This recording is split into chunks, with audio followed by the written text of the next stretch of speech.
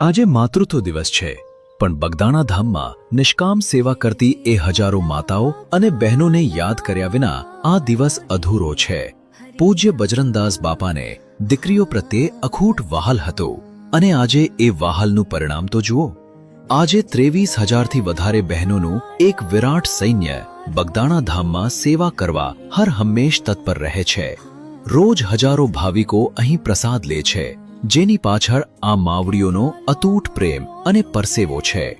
ભોજનશાળામાં ગરમાગરમ રોટલા ઘરવાના હોય, શાકભાજી સુધારવાના હોય, લારવા વારવાના હોય, વાસણ ઘસવાના હોય કે પછી આખા આશ્રમની સાફ સફાઈ કરવાની હોય, આશ્રમમાં ગમે તેટલું અનાજ આવે, આપણી આ બહેનો હસતા મુખે સાફ કરી નાખે છે.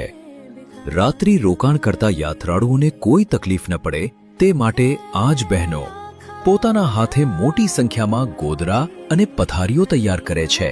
પણ સૌથી રૂવાડા ઊભા કરી દે તેવી વાત તો એ છે કે આ માતાઓ અને બહેનો એક પણ રૂપિયો લીધા વગર સંપૂર્ણ નિસ્વાર્થ ભાવે સેવા કરે છે.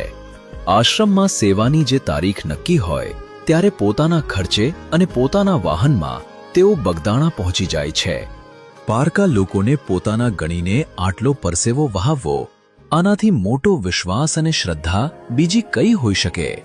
એટલે જ